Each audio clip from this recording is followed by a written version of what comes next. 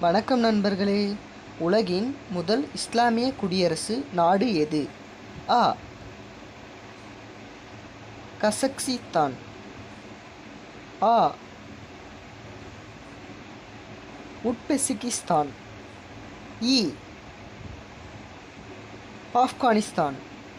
இ. பாகிஸ்தான். இது நாலுத்தில் எதுன்னு நீங்கள் கரெக்டாக சொல்ல போகிறீங்க. Count down start. 10 9 8 7 6 5 4 3 2 1. விடையை பார்க்கலாமா? பாகிஸ்தான் தான் சரியான விடை.